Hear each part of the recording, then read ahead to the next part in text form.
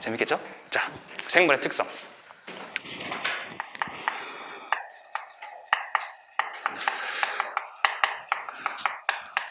좀 되게 간단한 내용이잖아요. 그러니까 내용 정리를 하면서 같이 한번 봅시다. 일단은 생명체라고 한다 그러면은 첫 번째로 이렇게 이거에 세포로 구성되어 있다. 그러면은 이 세포라고 하는 건 자체가 뭐냐? 요거는 이제 생명의 구조적으로도 그리고 기능적으로도 기본 단위가 되는 거야.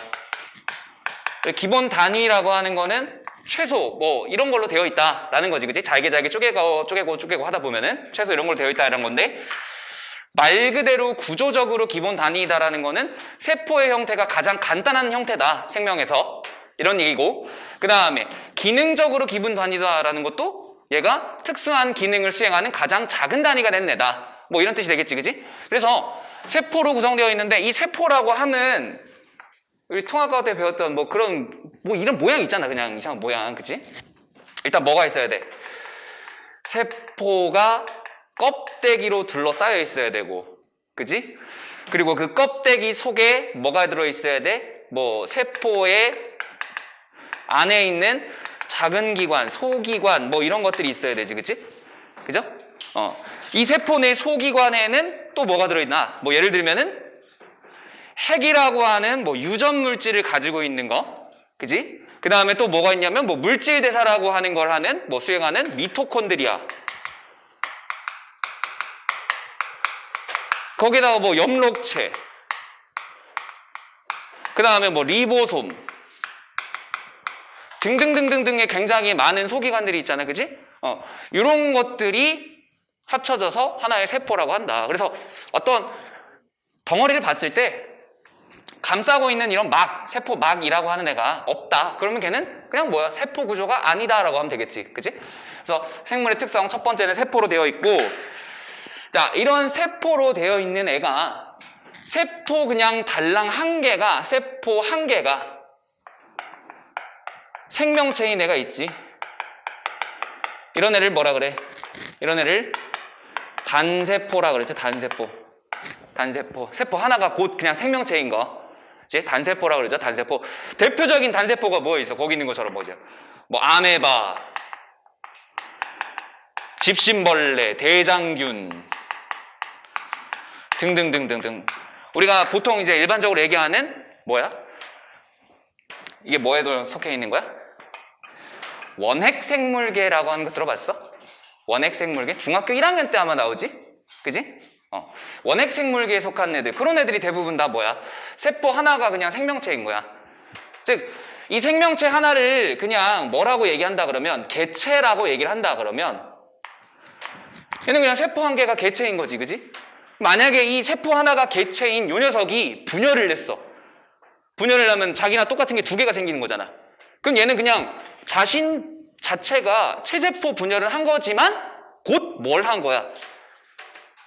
자손을 만든 거지, 그치? 그래서 얘는 그냥 분열 자체가 생식이다라고 생각을 하면 되는 거죠. 얘 또 이렇게 내려오기 시작했어. 자, 그 다음에 세포 여러 개가 모여가지고 개체된 애들 가지고 다세포라 그러지, 다세포. 얘네들 같은 경우에는 이제 세포가 있으면 세포들이 모여서, 근데 모이는 것도 항상 뭐 해야 돼? 비슷한 기능을 하는 애들이 모이는 거지, 그치? 비슷한 기능. 세포들이 비슷한 기능을 하는 애들이 모여가지고 뭘 이루고? 조직을 이루고, 그치? 그 조직들이 모여가지고 하나의 어떤 특수한 기능을 수행하는 기관이라는 걸 만들고, 그런 기관들이 모여가지고 하나의 개체가 형성되는 뭐 이런 과정이 있죠. 그래서 다세포 같은 경우에는 이렇게 크게 몇 단계예요? 4단계지. 세포들이 모여서 조직을 이루고, 조직이 모여서 기관을 이루고, 기관이 모여서 개체가 된다, 이런 거. 그지? 근데 이것도 중학교 때 또 배웠던 것 중에 하나인데, 동물 같은 경우에는 중간에 하나가 끼어 들어가지? 어디에? 여기 사이에, 그지? 세포, 조직, 기관 다음에 여기 사이에 기관계가 들어가고, 그치? 기관계라고 하는 건 뭐야? 기관들이 모여서 통합적으로 기능을 수행하는 거. 그래서 이것도 2단원의 이제 기관계의 통합적 작용이라고 하는 파트가 있죠. 그 다음에 식물 같은 경우에는 기관계는 없고 조직들이 모여서 특정한 기능을 수행하는 조직계라는, 여기가 조직계. 이런 파트가 있죠, 그죠? 그래서 동물이든 식물이든 어쨌든 기본적인 틀은 세포가 모여서 조직을 이루고 조직이 모여서 기관을 이루고 기관이 모여서 하나의 개체를 이룬다. 이건 똑같지만 동물 같은 경우에는 기관계라고 하는, 그 다음에 식물 같은 경우는 조직계라고 하는 단계가 추가로 들어간다. 이 정도로 보면 되겠죠, 그죠? 그래서 다세포 생물 같은 경우에는 많은 수의 세포로 이루어져 있어서 각각의 세포가 기능도 다르고 모양도 다르고 형태도 다 다르고 이렇게 나타나죠, 그죠? 이게 첫 번째 이제 세포로 구성되어 있다라는 그런 특징. 그 다음에 두 번째 특징부터는 이제 조금 분류를 해볼게. 자, 어떻게 분류할 거냐면 개체를 유지하려는 특성. 여기서 말대로 이제 개체를 유지한다라는 특성은 뭐냐면 내가 태어났어. 내가 살아가기 위해서 이제 해야 되는 것들이 있지. 그지? 살아가기 위해서 일단 뭐 해야 되나? 먹고 싸고 자고 뭐 해야 되잖아. 그지? 그죠? 자, 이런 것처럼 어떤 특정한 개체가 살아가기 위해서, 나 홀로라도 어떻게 살아가기 위해서 해야 되는 특성들이 있다라는 거야. 그 중에 첫 번째가 뭐야? 물질 대사. 물질 대사를 하지 못하면 생명체가 살아갈 수가 없겠지. 그지? 뭐 예를 들어서 사람 같은 경우에는 먹어야 되잖아, 무조건. 안 먹으면은 안 되잖아. 그지? 자, 이런 물질 대사가 첫 번째 이제 개체 유지 특성인데, 물질 대사는 생명체 내에서 일어나는 모든 화학 반응을 통틀어서 다 얘기하잖아. 그치? 그래서 공통적으로 이 물질 대사가 일어날 때는 뭐가 꼭 관여한다? 효소라고 하는 게 관여하고, 그지? 그 다음에 항상 이뤘던 거 일어나지. 열출입이라고 하는 거. 그죠? 효소가 항상 관여를 하고, 그 다음에 열출입이 일어난다. 이 효소라고 하는 애는 뭐 하는 애였는데? 이 녀석은 화학 반응을 돕는 물질, 이렇게 됐지. 뭐 굳이 리뷰를 해보자 그러면 얘가 어떻게 도와줘? 어떻게 도와줘? 이런 거 있지 않아서? EA. 너 많이 듣잖아. EA Sports. 그거야? 이게 뭐야 이게? 활성화 에너지. 그치? 활성화 에너지. 활성화 에너지를 낮춰줘가지고 화학 반응을 더 잘 일어나게 해준다. 이렇게 꼭 속삭여야 돼? 나도 속삭인다 그러면? 자, 이게 물질 대사. 자, 그래서 물질 대사라는 건 큰 범주로 두 가지가 있었지. 하나는 어떤 거? 쪼개는 거. 그다음 하나는 어떤 거? 합치는 거. 그래서 이거 두 가지를 이제 비교를 해보면 이화작용하고 동화작용의 반응은 어떻게 일어나는 거다? 얘는 커다란 애를, 고분자를 어떻게 하는 거야? 저분자 물질로 쪼개는 거야. 그래서 고분자 물질에 이제 물질과 물질 사이에 결합이 막 있었는데 그 결합을 어떻게 하는 거야? 뽀개버리는 거지. 그래서 그 결합에 저장되어 있던 에너지가 외부로 방출되는 형태의 열출입이 일어나는 거야. 그래서 열출입이 어떻게 된다? 얘는 발열 반응이라고 하는, 열을 방출하는 반응이 일어난다. 이렇게 되는 거고, 동화작용 같은 경우는 반대로 이제 저분자 물질을 어떻게 고분자 물질로 합성을 하면서 에너지를 이제 결합에다가 저장을 하는 거지, 그지? 그래서 이렇게 저장된 형태의 에너지를 뭐라고 불러? 화학 에너지 뭐 이렇게 부르잖아, 그지? 얘는 뭐야? 그래서 흡열 반응 이렇게 일어나죠? 그래서 이제 이것도 이제 에너지로 그림을 그려가지고 그래프를 그려가지고 나타낼 수 있지. 뭐 예를 들자면 얘는 어떻게 되는 거야? 반응물이 생성물보다 에너지가 훨씬 더 높은 이런 거. 그죠? 반응물이 에너지가 높았고 생성물은 에너지가 적어서 얘가 그 반응물과 생성물의 에너지 차이만큼 요걸 뭐라 그래? 반응열이라 그러지? 그만큼 낮춰주는 거고. 그지? 그 다음 얘 같은 경우에는 그래프를 그리자면 이렇게 되는 거지. 얘가 반응물은 에너지가 낮은데 생성물은 에너지가 높아서 그 차이만큼 요만큼을 흡수한다. 이렇게 되는 거죠. 그죠? 그래서 대표적인 예시가 이화작용 같은 경우에는 뭐가 있어? 우리 세포호흡. 여기 왼쪽에 있는 요 뭐야? 미토콘드리아에서 일어나는 세포호흡. 포도당을 물과 이산화탄소로 뭐 하는 거? 뽀개는 그런 반응 있죠. 그죠? 그 다음에 또 우리 몸속에서 일어나는 것 중에서 뽀개는 거 이런 거 있지. 소화. 그래서 우리 중학교 때랑 막 1학년 때 막 소화, 효소 해가지고 막 외웠었잖아요. 그지? 기억나세요? 소화, 효소 한 10몇 가지, 10가지 가까이 있어. 그지? 뭐 아밀레이스. 그지? 펩신, 트립신, 라이페이스. 그지? 또 뭐 있니? 말테이스, 페피데이스. 뭐 엄청나게 많잖아. 더 나아가면 막 엔테로키나제 뭐 되게 많아. 자, 어쨌든 이런 것들이 있다. 그러면 이제 동화작용은 대표적으로 세포호흡이랑 맨날 싸우는 거 있잖아.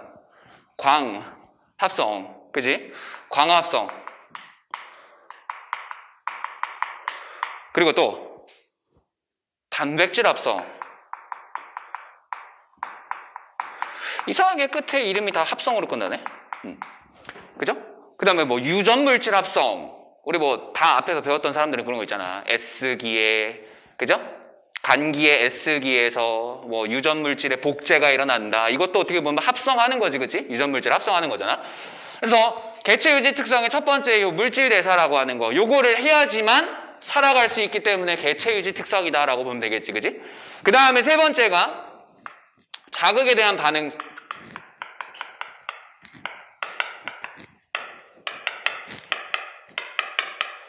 그래서 그로 인해서 뭐 항상성이라고 하는 것이 유지되는 거. 이거 그냥 같이 버릴게요. 같이. 자극에 대한 반응이라고 하는 거는 내가 살아가고 있는데 외부 환경에 의해서든 뭐에 의해서든 이제 자극을 받은 거야. 그러면은 그에 대해서 반응을 하게 되는 거지. 그러니까 누군가가 나를 옆에서 쿡 찌르면 그거에 대해서 가만히 있지는 않잖아. 그치? 쿡 찌르는데 가만히 있으면은 그거 뭐야? 쿡 찌르는 거 좋아하는 거야? 변태인 거야? 뭐 그런 거야? 자, 자극에 대한 반응이다. 그래서 다양한 환경 변화를 자극으로 받아들이고 이에 적절하게 반응함으로써 생명체를 유지한다.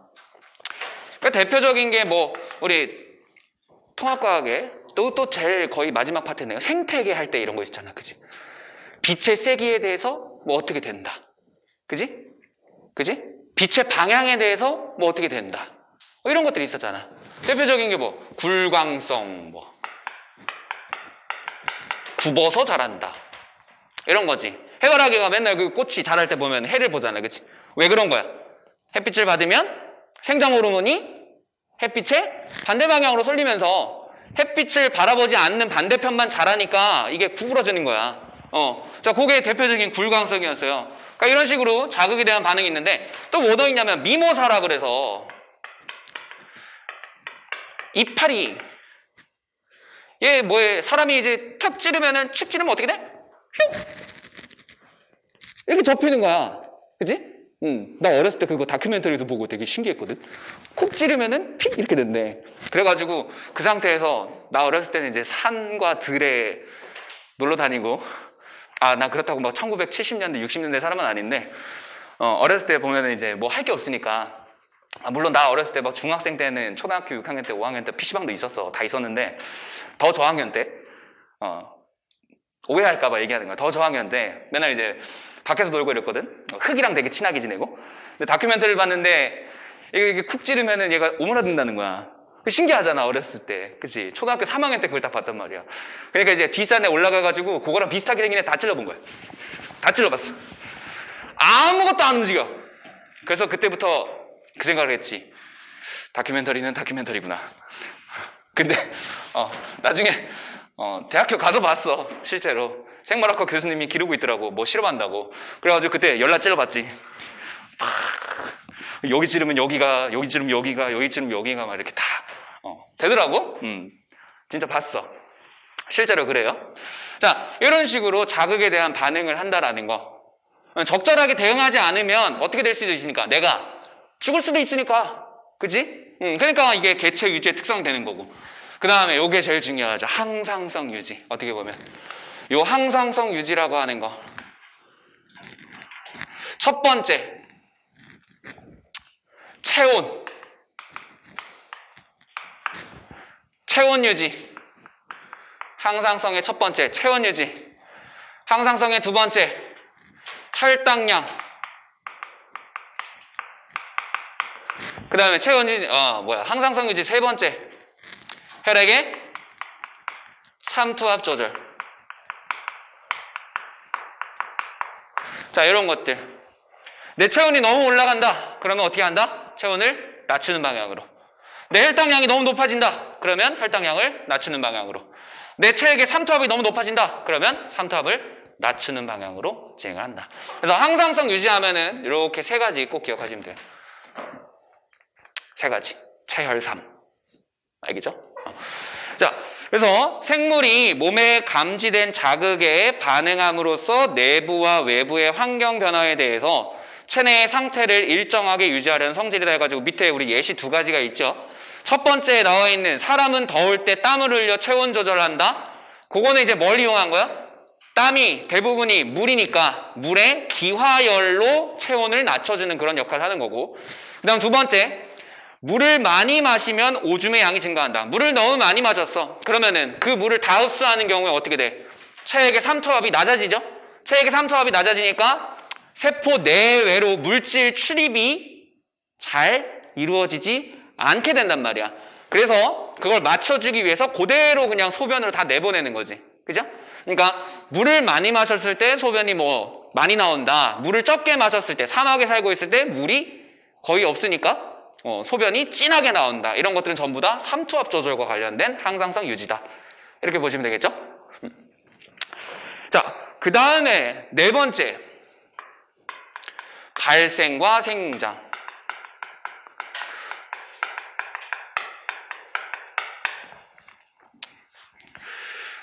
이거 그때 내가 노래 부르면서 알려줬잖아. 그치? 기억나세요? 앞다리가 쏙, 뒷다리가 쏙. 이거는 뭐다? 발생. 그지? 뭐야, 이거는 개체가 되어가는 과정이야. 발생.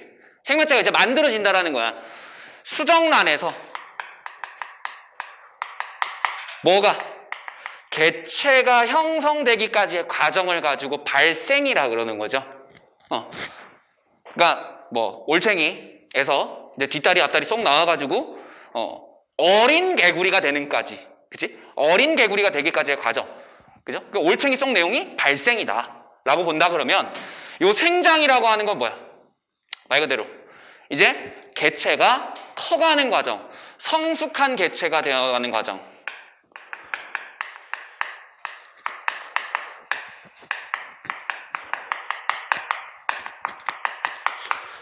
이거죠.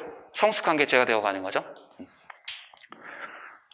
그러니까 사람도 보게 되면은 수정란에서 이제 어떻게 돼? 머리가 만들어지고, 그지? 몇 주가 지나면 뭐 장기가 만들어지고, 뇌가 더 발달하게 되고, 뭐 몇 주가 지나면은 뭐 어떤 형태가 나타나고, 뭐 형태가 나타나고, 뭐 이런 거 있잖아요. 그치? 그 과정까지 전부 다 뭐다? 발생이라면, 태어난 이후에 아이의 이제 뭐, 머리가 더 커지고, 뇌용량도 더 커지고, 그죠? 그 다음에 팔도 길어지고, 다리도 길어지고, 이런 것들이 전부 다 뭐가 되는 거다? 생장이 되는 거다. 그래서 성체가 되어가는 과정이다라고 보시면 되겠죠? 그래서 발생, 거기인치 하나의 수정란이 세포 분열과 분화, 형태, 형성 과정을 통해서 개체가 되기까지의 과정을 얘기하는 거고, 생장은 어린 개체가 세포 분열을 통해 수를 늘려서 자라는 과정이다. 이렇게 되는 겁니다. 그래서 여기까지가 전부 다 뭐다? 개체를 유지하기 위한 특성이다. 개체가 살아가기 위해서 하는 특성. 그러면 이제 여기는 그냥 날려버리고요. 두 번째 특징, 종족 유지.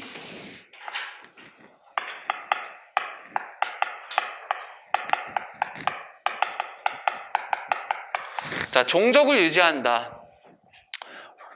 종족을 유지한다라는 건 이제 뭐 한다라는 거야? 보통 이제 자손을 낳고 그 자손한테 아주 뭐 이로운 것을 전달하고 뭐 이런 것들 얘기하는 거잖아. 그치? 종족을 유지시키려면은. 그래서 첫 번째 나오는 게 이제 생식과 유전이다. 여기서 뭐 순서 이어가면은 다섯 번째가 되겠죠? 생식과 유전.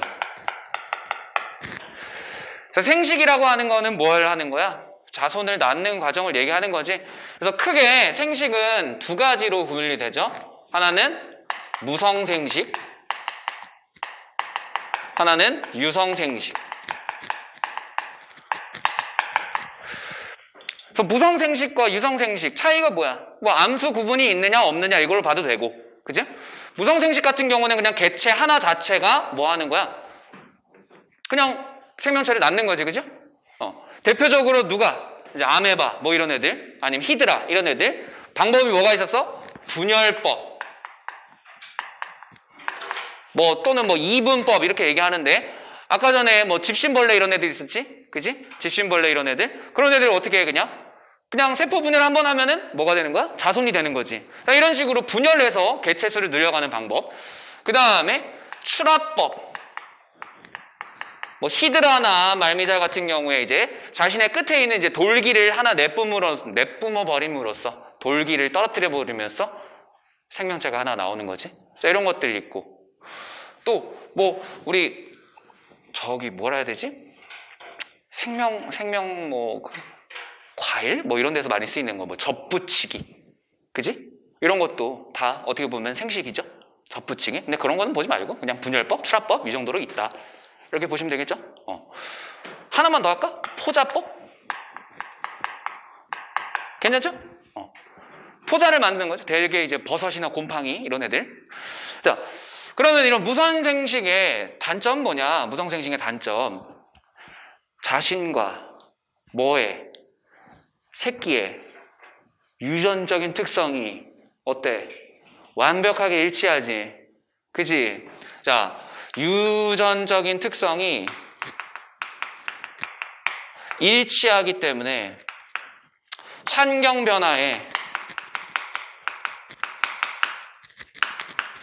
적응하기가 어렵다. 다르게 얘기하면 환경이 급격하게 변했을 때 얘네가 살아남을 확률이 높다, 낮다 이렇게 보시면 되겠죠. 그러면 유성생식 같은 경우는 어떻게 되는 거야? 유성생식, 암수로부터 생식세포 분열로 만들어진 생식세포의 수정으로 개체가 만들어지는 거지, 그죠? 자, 그럼 이 생식세포에서 특징이 있지. 생식세포에서의 특징. 굉장히 무작위로, 그죠? 굉장히 무작위로 유전자의 조합이 바뀐다라는 거.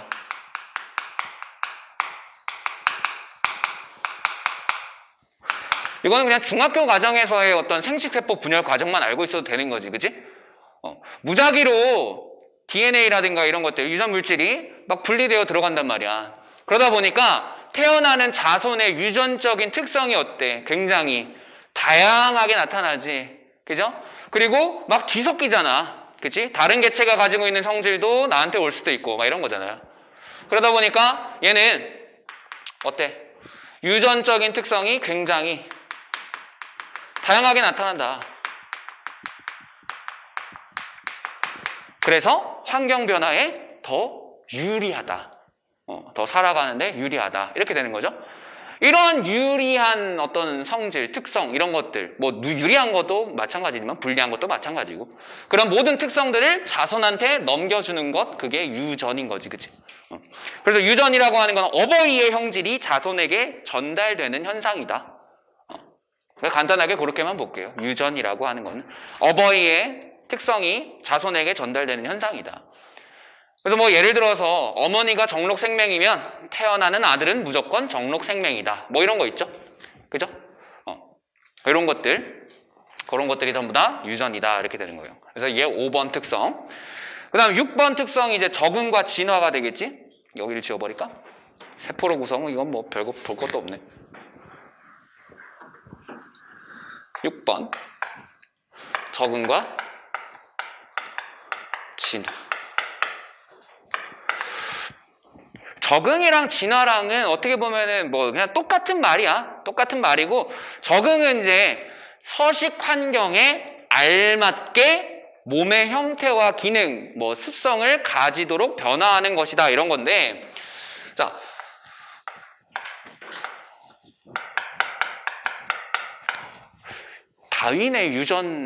다윈의 진화론에 따르면 적응이라고 하는 과정은 어떻게 보면은 뭐야?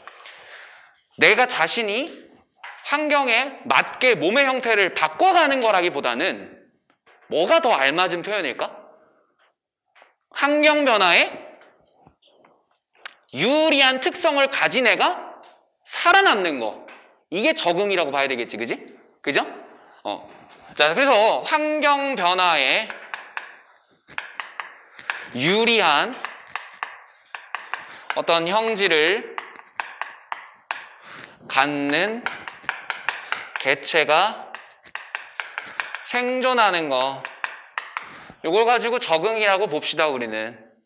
그죠? 다윈의 진화론에 따르면 이런 거잖아. 자연선택설에 따르면. 그지? 그래서 이 과정이 계속해서 반복되고 하다 보면은 기존에 가지고 있지 않던 어떤 그런 형질들이 나타나고 그런 것들이 하나의 무리를 이루겠죠. 그죠? 그걸 뭐라고 부르는 거야? 진화라고 하는 거지. 그치? 그래서 자, 적응이 계속해서 나타나게 되면은 그로 인해서 생물종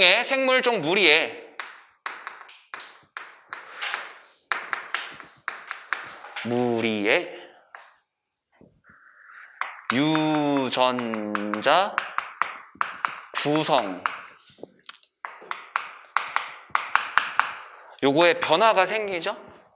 그러니까 예를 들면은 이런 거야. 첫 1세대에서는 보조개가 있는 개체가 1%였다면 10번째 세대에서는 보조개가 있는 개체가 뭐 50%까지 이렇게 집단의 유전자 어떤 구성이 변해가는 것 있죠? 그런 걸 가지고 뭐라고 한다? 진화라고 얘기를 하는 거야, 진화. 그래서 생물종 무리의 유전자 구성의 변화, 요걸 가지고 진화라고 합니다, 진화. 어떻게 보면 이렇게 얘기해요. 유전자 풀. 여기서 풀이라고 하는 거는 그냥 못이라고 생각하면 돼. 연못 할 때 그 못.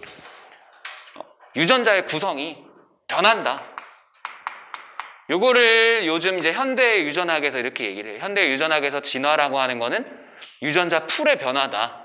유전자 구성의 변화다. 이렇게 얘기를 합니다. 그래서 새로운 종으로 분화하게 되는 것.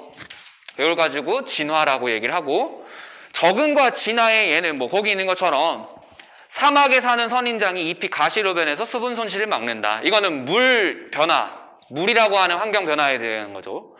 가랑잎 벌레는 몸의 형태가 주변 잎과 비슷해 보여서 포식자의 눈에 잘 띄지 않는다. 요거는 이제 뭐야? 생물 간의 어떤 변화를 얘기하는 거죠. 그치? 생물 간의 상호작용 때문에 나타나는 거고, 갈라파고스 군도의 각 섬에는 먹이 환경에 적응하여 진화한 결과 부리 모양이 조금 다른 핀치가 살고 있다.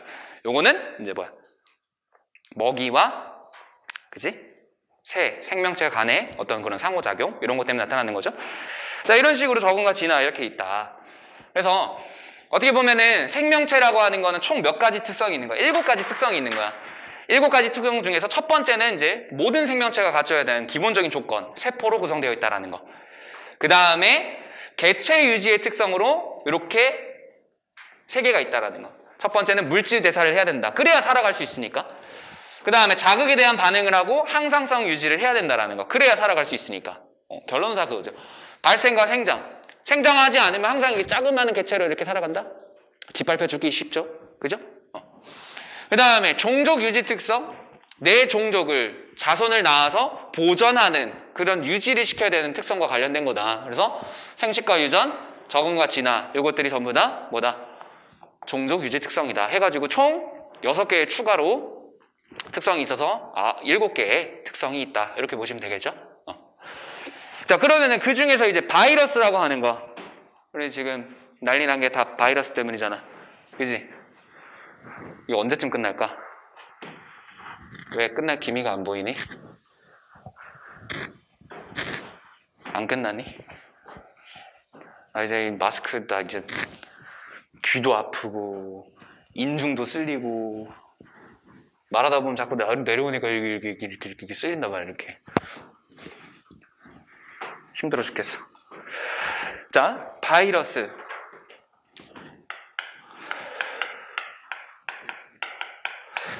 그래서 요 바이러스라고 하는 거. 대체 얘는 뭐냐? 일단은 얘 구조는요. 단백질로 되어 있는 껍질. 그리고 유전물질 이렇게 구성이 되어 있어요. 그러니까 일단 이거부터 봤을 때 세포가 아니겠지, 그지? 세포의 구조가 아니죠. 세포의 구조라면 세포막이 있어야 되고 그 안에 뭐 유전물질이 들어가 있어야 되고 이런 건데 얘는 그냥 단백질 껍질로 되어 있단 말이야. 단백질로 된 껍질. 그러니까 세포의 구조가 일단 아니야. 그러니까 생명체라고 볼 수가 없겠죠, 일단은. 그래서 얘는 살아있는 세포에 기생을 하는 감염성 병원체고 여러 가지 질병을 일으킨다. 그래서 이 녀석은 대표적인 바이러스 중에서 이제 담배 모자이크 바이러스 또는 뭐 박테리오파지 뭐 이렇게 얘기하는 게 있는데 박테리오파지 얘가 어떻게 생겼냐면 그림 그리기 좀 어려운데 정 20년째 대가리가 있어 이렇게 여기 이렇게 돼 있겠죠, 그죠? 그리고 그 밑에 이렇게 단백질로 되어 있는 이런 되게 귀엽게 생겼어. 이렇게 그죠? 되게 귀엽지 않니? 이렇게 생긴 껍데기 안에 여기에 뭐가 들어있다? 유전물질인 얘는 RNA가 들어있어요. RNA. 그래서 여기에 RNA가 들어있을 수도 있고 DNA가 들어있을 수도 있고 다양한데 일단 기본적인 형태는 단백질 껍질에 유전물질이 들어가 있는 이런 형태다. 자, 근데 이 녀석은 크기가 굉장히 작아. 크기가 세포보다 훨씬 더 작아. 세포보다 작아요.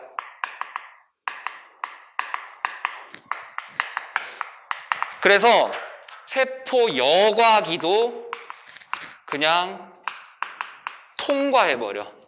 크기가 굉장히 작아서 그냥 여과기조차도 통과를 해버리는 거야. 여과기는 원래 뭐 하는 거야? 걸러내는 거잖아요. 그치? 걸러지지 않고 너무 작기 때문에 얘가 그냥 다 통과해서 내려가 버리는 거야. 자, 그러면 얘의 특징은 일단 뭐가 있느냐? 첫 번째로 생물적인 특징을 보게 되면은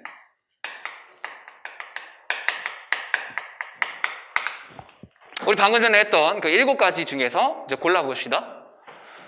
유전물질이 있네. 그치? 유전물질이 있으니까 뭐 할 수 있는 거야? 유전이라는 현상이 일어날 수 있겠죠? 그죠? 생식이라고 하는 건 자손을 낳는데 얘 스스로는 못해. 얘 스스로는 뭐 자손을 낳는다라는 그런 과정을 하지 못해. 그런데 어디에 사람의 또는 뭐 기생할 수 있는 숙주의 세포 안에 들어가게 되면은 그때는 이제 RNA를 복제해서 자기 자신과 동일한 어떤 개체를 만들어낸다는 거야. 그러니까 생물적인 특징으로 보게 되면 일단은 유전물질이 있다라는 거.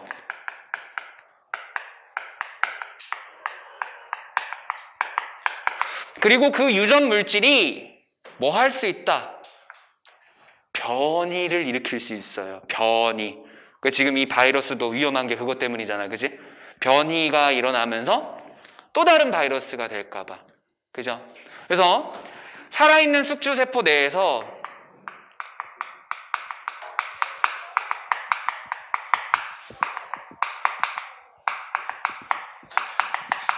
자, 요거 할 때 절대로 뭐 생식을 한다, 내지는 뭐 자손을 낳는다, 뭐 이런 표현을 하면 안 되고요. 살아있는 숙주세포 내에서 유전물질인 이 핵산 있지? 그 핵산을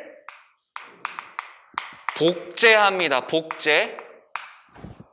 분열이라는 표현도 쓰면 안 돼, 절대로. 분열이라는 표현도 절대 쓰면 안 돼요. 복제합니다. 복제해서 자손을 만들어내. 근데 이 복제하는 과정에서 뭐도 일어날 수 있다? 돌연변이가 발생할 수 있다. 이게 바이러스의 특징이야. 바이러스의 특징. 그래서 얘는 증식이라는 표현을 쓸 겁니다.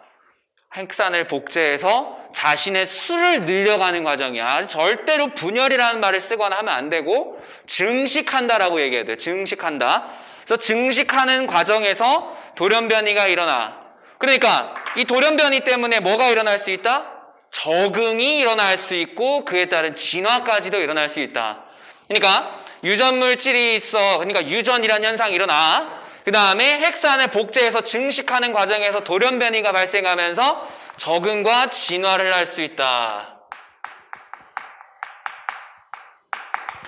이런 특징을 갖고 있기 때문에 얘는 생명체라고 볼 수는 있겠지만, 생명적인 특징은 갖고 있겠지만, 생물적인 특징이 아닌 비생물, 무성물, 무생물적 특징, 이것도 갖고 있기 때문에 생물이라고 하기는 어렵습니다. 첫 번째, 세포로 이루어져 있지 않아. 세포로 구성되어 있지 않아요. 그죠? 그리고 얘는 살아있는 숙주세포 내에서만 복제가 가능해. 즉, 스스로 물질 대사 못한다.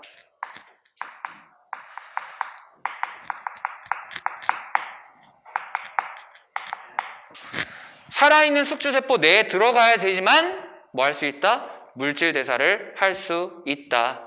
그죠? 그러면은 뭐해?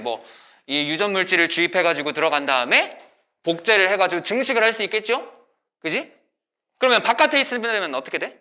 그냥 숙주세포 바깥에서는 단백질 결정체로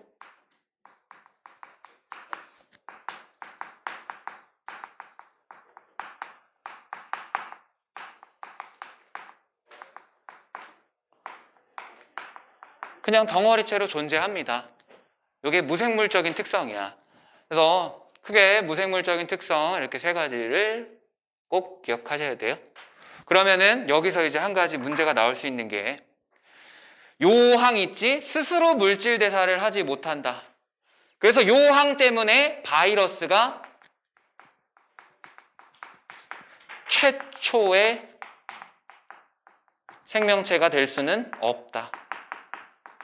물론 얘가 생명체 자체가 아니지만, 그치? 생물적인 특성이 있긴 있지만, 무생물적인 특성을 갖고 있지만, 얘를 생명이라고 한다 그러면 얘가 최초이냐 아니냐 할 수 있잖아. 그치? 근데 이 바이러스라고 하는 애는 스스로는 살아가지 못하고 살아있는 숙주세포 내에 들어가야지만 살 수 있기 때문에 절대로 최초의 생명체가 될 수 없다라는 거죠. 그죠? 그래서 이런 것까지도 한번 체크를 해서 보시면 되겠습니다. 그래서 밑에 증식하는 과정이 있어. 세포가 있으면, 표적이 되는 숙주세포가 있으면 숙주세포에 이거 전체가 다 들어가는 게 아니라 요 대가리에 있는 유전물질만 세포 속으로 쭉 주입을 하는 거야. 그러면 이 대가리 속에 있는 유전물질이 숙주세포의 물질 대사 체계를 이용해서 자신의 유전물질을 복제를 막 하는 거야. 그러면서 수를 늘려. 그러면 이제 유전물질의 양이 이렇게 많아졌잖아? 그러면서 단백질 껍질까지 같이 생산하는 거야. 그래서 더 이상 이제 증식을 할 수 없을 정도로 많아졌다. 그러면 숙주세포를 터뜨리면서 나옵니다. 그리고 또 다른 숙주세포로 이동을 해서 점점 퍼져나가는 거야. 그래서 세포가 정상적인 기능을 하지 못하게 되기 때문에 병에 걸리게 되는 거죠. 이런 식으로 판단하시면 되겠습니다. 자, 그래서 뒤로 넘어가 보시면 개념 확인 기본 문제가 있습니다. 생명현상의 특성과 생명과학의 특성. 자, 첫 번째.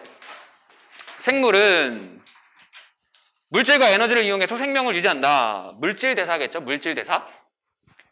그다음 두 번째. 생물은이야, 은. 뭐에 반응한다? 그래서 체내 상태를 일정하게 유지한다. 자극에 대해 반응을 하고 체내 상태를 일정하게 유지하려는 항상성을 갖는다. 생물이 오랜 시간 환경에 적응한 결과 새로운 종으로 분화되는 것, 진화 맞죠? 바이러스는 스스로 무엇을? 물질 대사를 할 수 없기 때문에 숙주세포 안에서만 증식할 수 있고 생물을 구성하는 구조적이고 기능적인 기본 단위가 되는 게 세포가 되겠죠? 자, 더울 때 땀을 흘려 체온을 유지한다. 체온 유지와 관련된 항상성 조절 되겠죠. 앞 글자만 한번 써볼까? 앞 글자가 다르니까. 더울 때 땀을 흘려 체온을 유지한다. 항. 미모사는 잎에 손을 대면 잎을 접는다.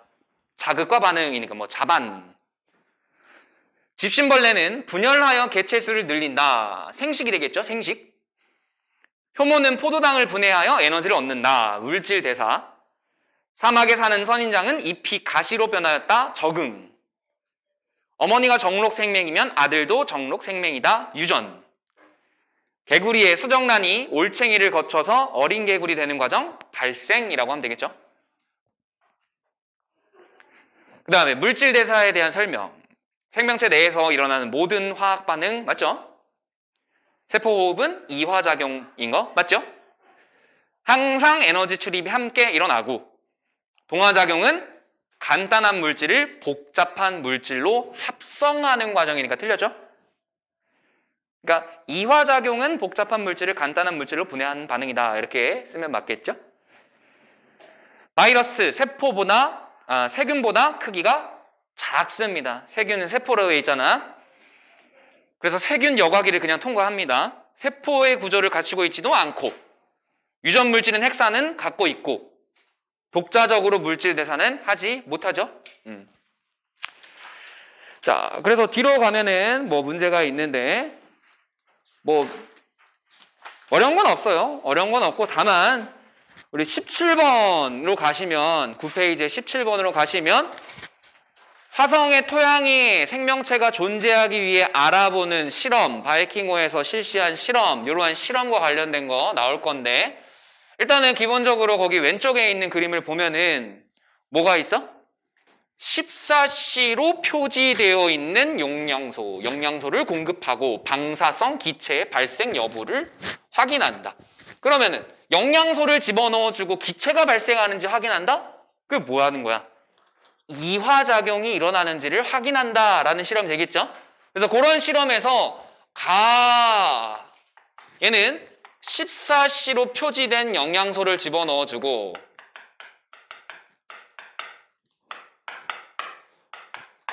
방사성 계측을 한다. 이 말은 무엇을 하는지 확인한다.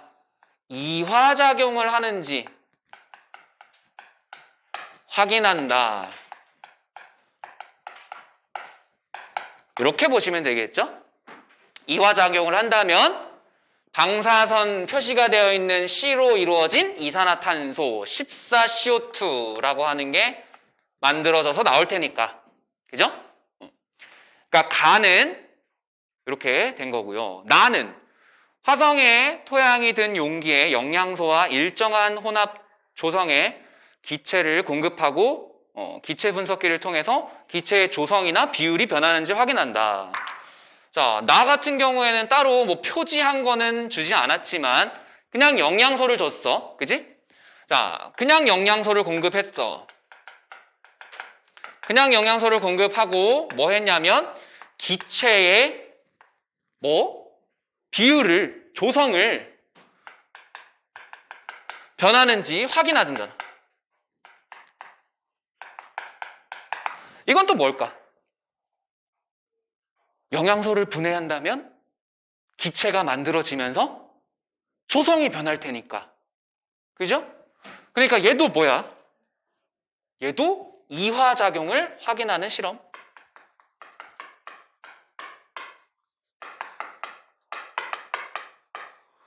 그러니까 요 문제에서 가하고 나에 있는 두 실험은 둘 다 이화작용을 확인하는 실험이다.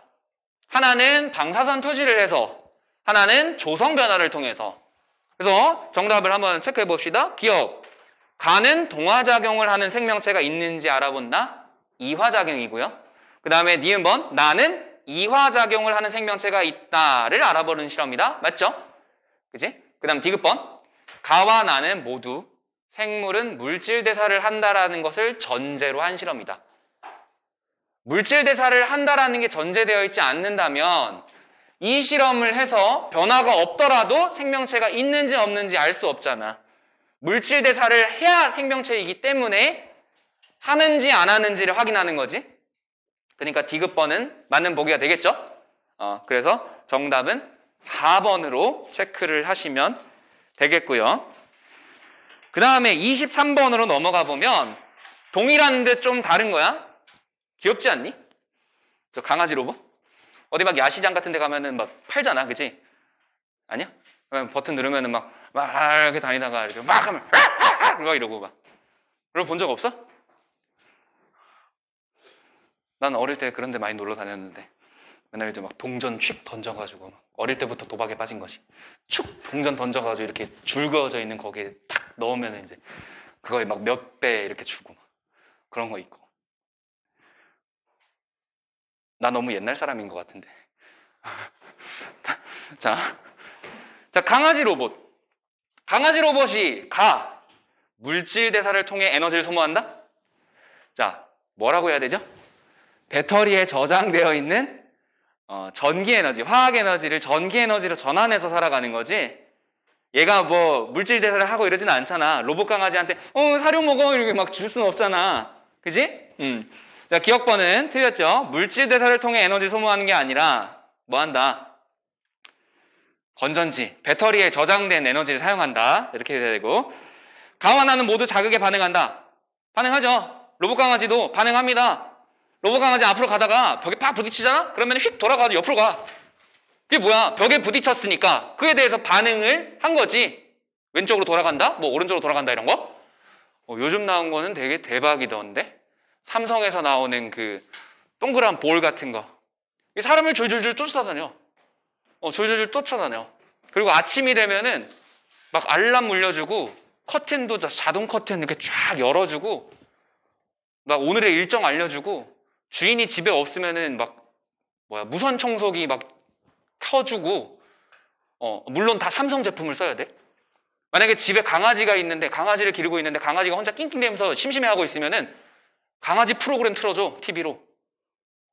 그게 광고에 나왔었어. 삼성 그 CES 2019인가? 아무튼 거기에 있었어. 되게 대박이더라고. 자, 아무튼 그래요. 자극에 반응하죠. 그 다음에 나는 자신과 닮은 자손을 만든다. 맞죠? 그래서 정답은 5번 이렇게 될 거고요. 자, 그 다음에 25번 가 그림 때문에 같이 보겠습니다. 가 그림을 보면, 자, 25번의 가 그림은 얘랑 뭐 비슷하긴 한데 이번에는 반대로 14CO2를 공급해줬어.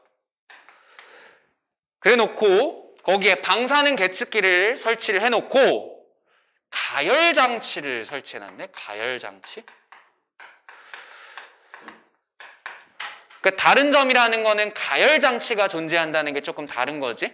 그리고 공급하는 게 얘는 영양소를 공급하는 거였는데 여기는 기체를 공급하는 거야. 그러면 기체를 공급했을 때 어떤 일이 일어날까?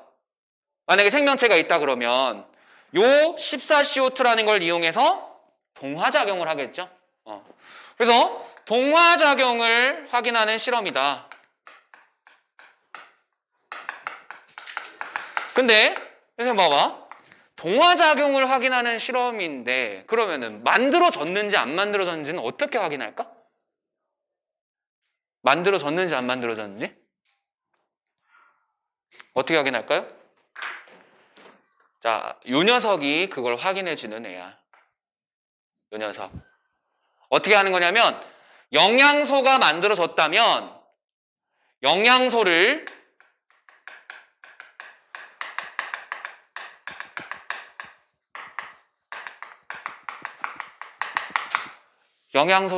연소시키는 거야. 가열장치를 통해서. 영양소를 연소시킵니다. 그래서 방사선 표시된 기체가 발생하게. 기체가 발생할 수 있도록. 그래서 기체가 발생한다면 방사능 계측기에 무슨 변화가 생기겠죠. 그래서 가열장치를 넣어주는 이유는 동화작용 실험을 해서 동화작용이 일어났다면 그로 인한 영양소가 만들어졌을 테고 그 영양소를 가열해가지고 연소시키면 기체가 나올 테니까 그 기체의 방사선 계측기를 통해서 발생 여부를 확인하는 실험이다. 라고 보시면 되겠고요. 오른쪽에 있는 거는 여기 있는 거랑 똑같이 14C로 표지된 영양소를 집어넣고 화성토양. 그러니까 나는 이화작용을 확인하는 실험 뭐 이렇게 되겠죠. 그래서 기억번에 가와 나는 모두 생물의 특성 중에 물질 대사를 전제로 하는 거 맞고 가에서 가열장치는 동화작용을 촉진시키기 위한 것이 아니라 만약에 동화작용이 일어났다면 그걸로 생성된 유기물을 연소시켜서 동화작용이 일어나는지 확인하는 장치다라고 보시면 되겠죠. 그 다음 디귿번에 화성에 토양에 생명체가 있다면 나에서 방사성 기체가 검출되겠죠. 방사성 표시된 영양소를 집어넣어줬는데. 자, 그 다음에 26번은 가와 나는 모두 방사성 기체가 검출되지 않았다면 어떤 결론을 내릴 수 있을까? 가는 뭘 확인하는 실험이야? 동화작용을 확인하는 실험이지? 그죠? 그래서 가에서 검출되지 않았다면 동화작용을 하는 생명체가 없다라는 결론이 나와야 되고, 그지? 그 다음에 나에서 검출되지 않았다면 이화작용을 하는 생명체가 없다, 이런 결론이 나와야 되지. 왜? 가에서는 동화작용만 확인했고 나에서는 이화작용만 확인했으니까 그거 꼭 기억하십시오. 어떤 실험을 했는데 동화작용을 확인하는 실험을 했는데 이화작용을 하지 않는다라고 한다 그러면은 안 되잖아. 내가 확인한 것도 아닌데. 그지? 그래서 가 실험을 통해서는 동화작용을 하는 생명체가 없다. 나 실험을 통해서는 이화작용을 하는 생명체가 없다. 이런 결론을 내려야 되겠지요. 자, 그 다음에 쭉 넘어가 보면은 뭐 어려운 내용은 없어요. 어려운 내용은 없고 13페이지에 4번 한번 볼게요. 그림은 생물의 특성 가나다를 특징 기억과 니은을 이용해서 구분하는 과정을 나타낸 거고, 가나다는 각각 유전, 적응, 진화, 생장 이렇게 하나이다. 가부터 봅시다. 가 보면은 어린 개구리가 자라서 성체 개구리가 된다. 가는 생장이네요. 개구리가 개구리 된다 이렇게 됐으니까, 어린애가 성체된다 했으니까, 나는 뭐죠? 미맹인 부모의 자녀는 모두 미맹이다. 이건 유전이 되겠네. 그 다음에 나머지 그럼 다는 물음표 해놨지만 뭐겠어요? 적응과 진화 이렇게 되겠지?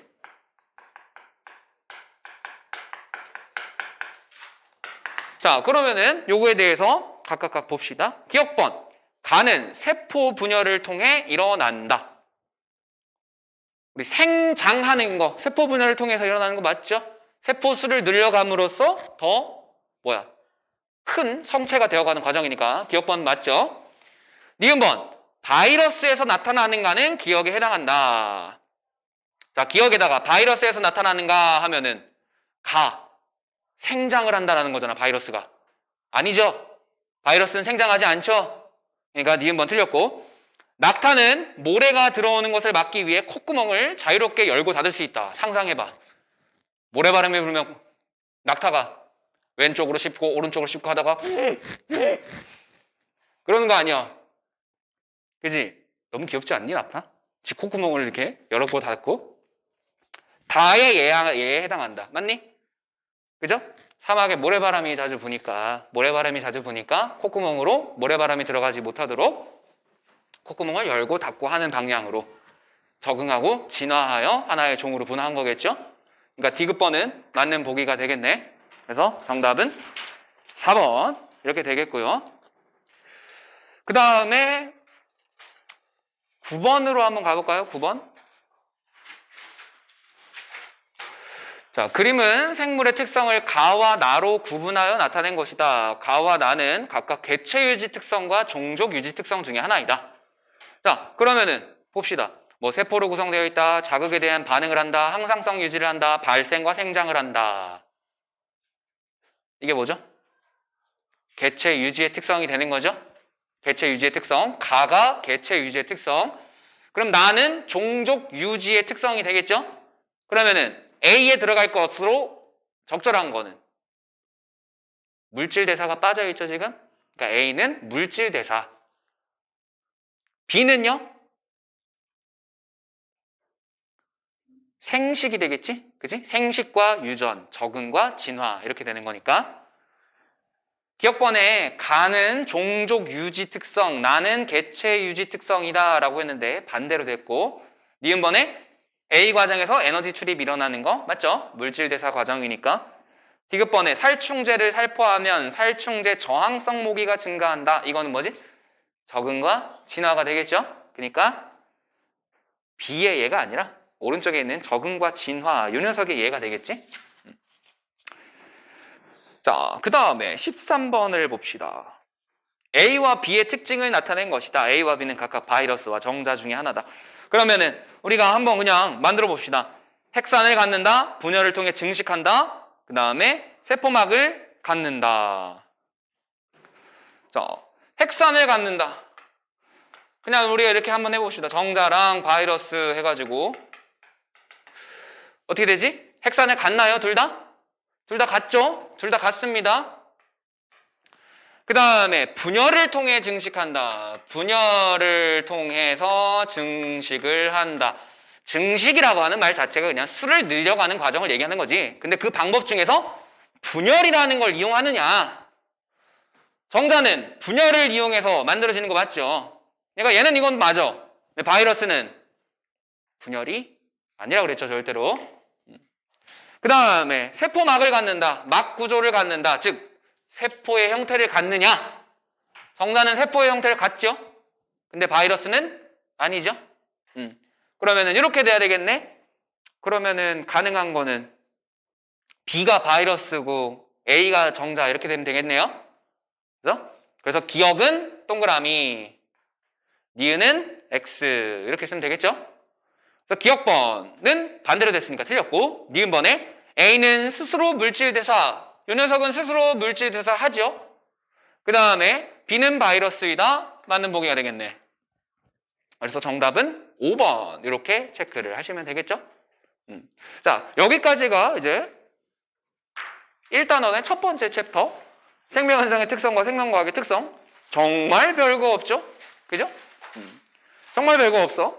그래서 여기까지 정리하고 잠깐 쉬었다가 뒤에는 문제 마무리하고요. 여기 앞에 있는 나머지 문제들은 다 숙제로 풀어보시면 됩니다. 제일 뒤에 빠른 정답지가 있어요. 딱 괜찮군요. 자, 그쯤 될 것 같아? 자, 18페이지로 가봅시다. 와, 나 이 첫 번째 이거는 정말 참 그냥 읽고 넘어가게. 그죠? 이거 뭐 있어, 이거? 생물이 나타내는 여러 가지 생명현상을 탐구해서 생물의 본질을 밝히고 연구 성과를 인류 복지 향상에 이용하는 종합적인 학문이다. 그럼 그 종합적인 걸 알려주든가, 그치? 그냥 생명과학에 대해서만 그냥 하고. 그래서 연구 대상은 분자 수준의 물질에서 지구 생물권에 이르는 다양한 범위의 대상을 통합적으로 연구한다. 그러니까 그냥 생명체 하나만 바라보는 게 아니라 지구 전체에 대해서 통합적으로 연구를 한다라는 거. 그래서 세부 학문 분야가 세포, 분류, 생태, 생리, 유전, 발생, 생화학, 분자생물학, 생물물리학 이런 다양한 분야가 있다. 그래서 학문의 연계성도 굉장히 높다. 그러니까 생명과학이라고 하는 거는 그냥 생명에 대한 거, 생명의 본질적인 대한 거, 그거 한 가지만 가지고 공부를 하는 그런 학문이 아니라 다양한 학문과 연계되어 있다. 그냥 그 정도로만 알고 계시면 되겠죠. 그래서 첫 번째로 이제 생명과학의 연구 방법이 나오는데 기본적으로 과학에서 말하는 연구 방법이 전부 다 이런 것들이야. 자, 첫 번째 귀납적인 탐구 방법.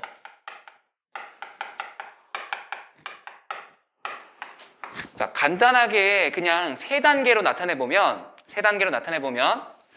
첫 번째 개별적인 사례들이 있을 거야.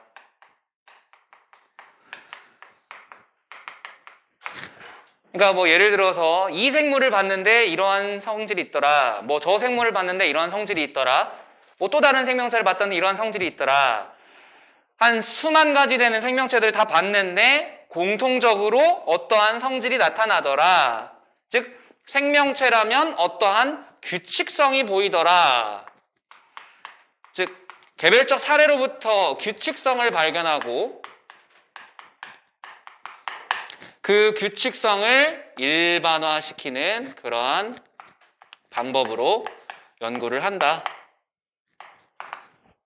그래서 귀납적 탐구라고 하는 거는 여러 사례들을 보고 그 여러 사례들에서 공통적으로 나타나는 어떤 규칙성, 그 규칙성을 일반화시키는 그런 방향으로 연구를 진행하는 거다라고 보시면 돼요.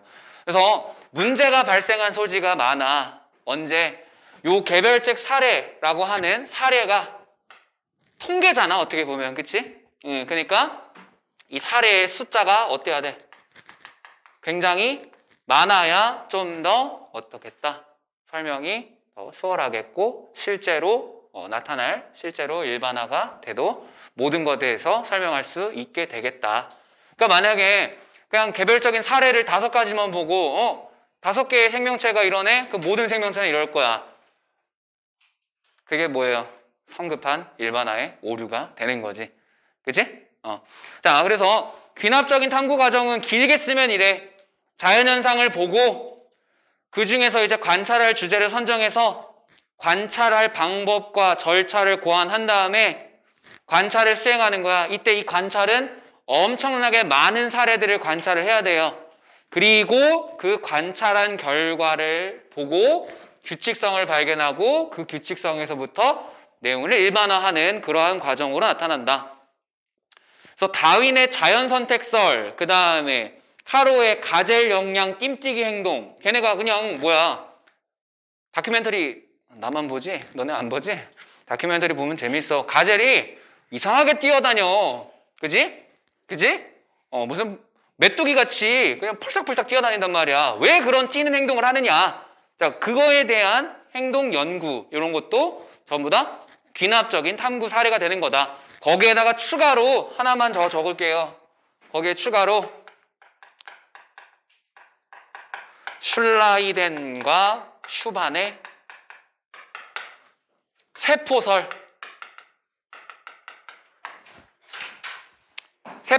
세포설 뭐야? 세포로 되어 있다. 뭐가? 생명체가. 수많은 생명체의 구조를 살펴보았더니 모두 다 세포로 되어 있더라 라고 하는 그 세포설이 이 귀납적 탐구 방법을 통해서 얻게 된 우리 내용입니다. 세포설이라고 하는 게. 그래서 다윈의 자연선택설도 그렇고 가젤 역량 뜀뛰기 행동 연구도 그렇고 다 이제 개별적 사례를 관찰을 해서 그로부터 규칙성과 내용을 일반화하는 그런 과정으로 탐구가 이루어져 있다라고 보시면 되고요. 그 다음에 두 번째 탐구 방법이 연역적 탐구 방법.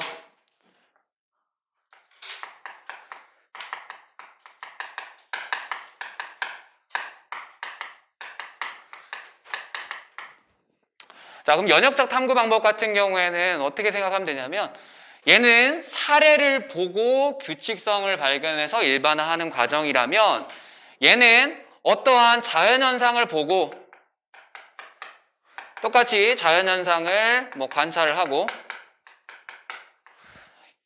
문제를 인식하는 과정으로부터 출발해. 문제를 인식. 예를 들어서 여기 똑같은 거로 한다면 가젤이 영양이 왜 뜀뛰기를 할까? 그치? 왜 뜀뛰기를 할까? 라고 하는 의문이 생길 수 있잖아. 그치? 쟤를 쳐다봤는데 쟤는 맨날 허구한 날 메뚜기처럼 막 뛰어다니고 이렇게. 그치? 그거를 설명할 잠정적인 해답을 제시를 함으로써 이제 연구가 시작되는 거죠. 가설 설정이라고 그러지? 가설 설정. 자, 그럼 이 가설이라고 하는 거는 어떤 거야? 이 문제에 대한 잠정적인 해답이야.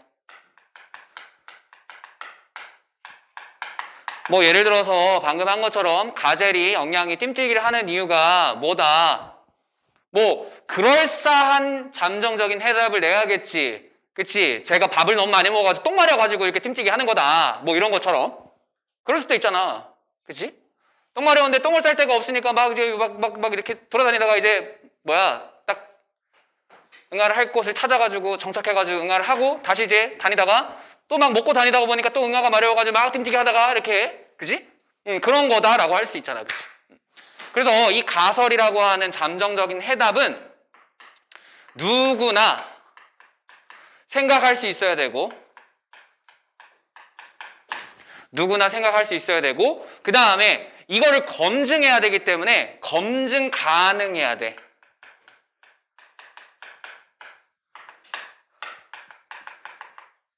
누구나 생각 가능해야 되고 검증이 가능한 가설을 세워야 됩니다. 이게 특징이에요. 그래서 가설을 설정했으니까 그 가설을 이제 확인할 실험을 준비를 해야 되겠지. 그 단계가 이제 탐구를 설계하고 수행하는 단계다. 탐구를 설계하고 수행하는 단계. 그럼 이때 탐구를 어떻게 해야 되냐면, 자, 좀 더 가설에 대해서 이제 실험을 세워가지고 했는데, 이게 정말 얘가 뭐 응아가 마려워서 그런 것인지, 그런 것들을 이제 확실하게 하려면 검증을 할 때 어떻게 해야 되겠다? 나머지 모든 요인들은 다 어떻게 하고 똑같은 환경으로 만들어 버리고, 그치? 정말 얘가 응아가 마렵게 만들어야 되고 응아가 안 마렵게 만들어야 되고 뭐 이런 걸로 해야 되잖아, 그치? 그리고 응아가 안 마려운 애는 띠뛰기를 안 할 거고 응아가 마려운 애는 띠뛰기를 할 거고, 그죠? 자, 그래서 요 탐구 설계를 할 때 항상 대조 실험이라는 걸 해야 돼요. 대조 실험. 비교를 해야 된다라는 거야. 비교를 해서 정말 이게 확실하게 이 요인 때문에 이러는 것인지 아니면 다른 요인 때문에 그러는 것인지 그걸 대조하기 위해서 대조 실험이라는 걸 해야 돼. 그럼 대조 실험이라고 하는 건 어떤 거냐? 여기서 정리해 봅시다.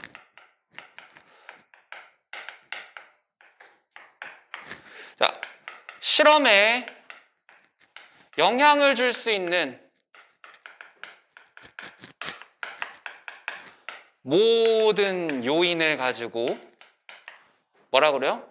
독립 변인이라 그래요. 실험에 영향을 주는 모든 요인을 가지고 독립 변인이라 그래. 그 독립 변인 중에서는 두 가지가 있어요. 조작 변인이라고 하는 거. 그 다음에 통제 변인이라고 하는 거. 그럼 조작 변인이라고 하는 건 말 그대로 조작, 변화시키는 요인.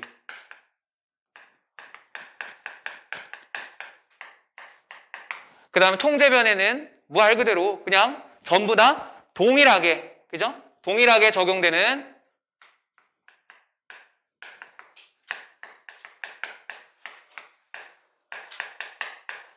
요인. 자, 이렇게 있어.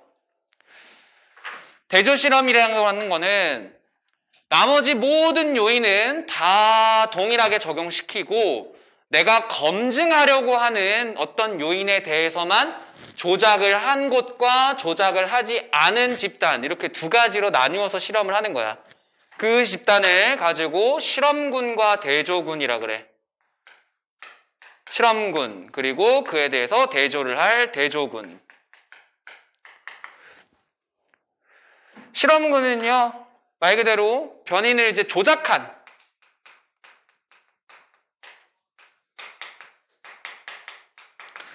변인이 있는 집단을 얘기해요.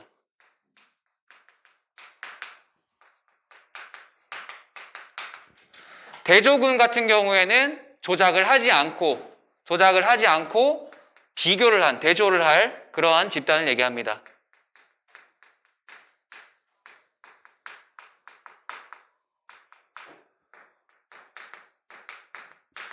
그리고 나머지 모든 요인은 이제 통제를 하는 거지. 그리고 나면 실험을 진행했을 때 나타나는 실험 결과가 있을 거 아니야. 그지? 그죠? 이때 나타나는 실험 결과가 곧 뭐가 되는 거다? 종속 변인이라고 하는 게 되는 거야. 종속 변인. 그래서 대조 실험이라고 하는 거를 통해서 실제로 요 조작한 변인에 의해서 얘가 이렇게 행동을 하는 것이다. 또는 뭐 이렇게 태어난 것이다. 이렇게 나타난 것이다. 라는 것을 한 번 더 확인할 수 있게 되는 거지. 그러니까 어떻게 보면은 저 가설의 검증 단계에서 더 힘을 실어준다. 이렇게 생각하시면 되겠죠. 그래서 탐구를 수행할 때 대조군을 설정해서 실험군과 비교하는 거. 대조군은 실험군이랑 비교하기 위해서 검증하려는 요인을 조작한 그런 집단. 대조군은 조작을 하지 않은 집단. 둘을 비교해서 뭐 한다? 결과를 본다. 그때 나타나는 결과가 곧 뭐다? 종속 변인이 되는 거다. 그래서 탐구를 설계하고 수행을 했어. 그러면 결과가 나오겠지.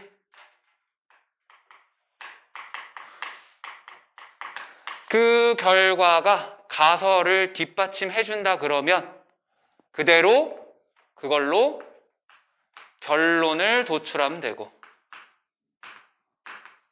만약에 결과가 가설을 뒷받침해주지 못한다 라고 한다면 가설을 다시 수정해서 보완하고 다시 설계를 해서 실험을 수행을 한다. 그러니까 예를 들어서 아까 했던 것처럼 가젤이 띠뛰는 이유는 응아 때문이다. 실험을 했어. 진짜로 응아 때문인지 아닌지. 근데 결과는 둘 다 띠뛰기를 한다라는 거야. 그럼 응아 때문이 아닌 거잖아. 그죠? 그러면 어떻게 해야 된다? 응아 때문이 아니구나. 다른 해답을 제시해야지. 다른 해답을 제시해서 그걸 확인할 실험을 또 설계를 하고 진행을 해. 이게 맞아. 그러면 그것 때문이었구나 라고 결론을 도출하는 이런 과정이 필요하다라는 거. 그러니까 귀납적인 탐구 방법이랑 연역적인 탐구 방법은 차이점이라 그러면 귀납적인 탐구 방법은 개별적인 사례로부터 규칙성을 발견해서 일반화한 한 건데 모든 사례를 다 볼 수는 없잖아. 그지? 모든 사례를 다 볼 수는 없잖아. 그래서 일반화한 어떤 원리나 법칙이 적용되지 않는 예외적인 사례가 있을 수 있다라는 거. 그러나 연역적인 탐구 방법 같은 경우에는 내가 이 실험을 직접 해봄으로써 결과를 도출해냈기 때문에 검증을 했기 때문에 거의 대부분의 원리와 법칙이 적용이 된다라는 거. 그러니까 그런 차이가 있겠죠. 그죠? 자, 그래서 연역적인 탐구 보면은 아메바의 핵 제거 실험, 세포마다 핵이 왜 들어있을까? 그래서 가설을 설정한 게 핵을 제거하면 죽을 것이다. 그래서 하나는 핵을 제거한 집단, 하나는 핵을 제거하지 않은 집단에서 두 개의 집단으로 나눠가지고 실험을 진행을 한 거야.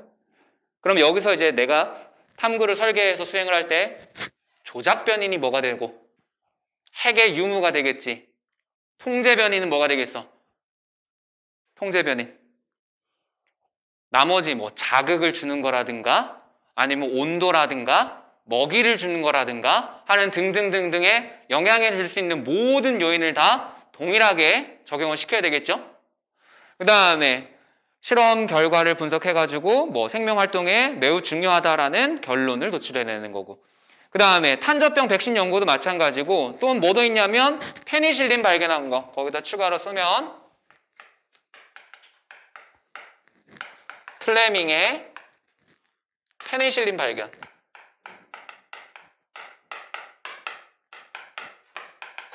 페니실린이 뭐죠? 푸른 곰팡이에서 나오는 최초의 항생제지, 그지? 자, 이게 뭐 때문일까? 이런 거겠지. 문제인식은 이런 거겠지. 어떤 문제를 인식했겠어? 왜 푸른 곰팡이 주변에는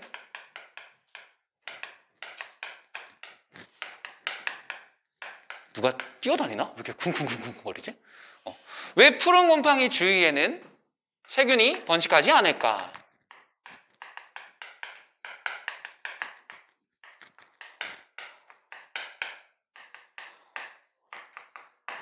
이런 문제를 인식했겠지?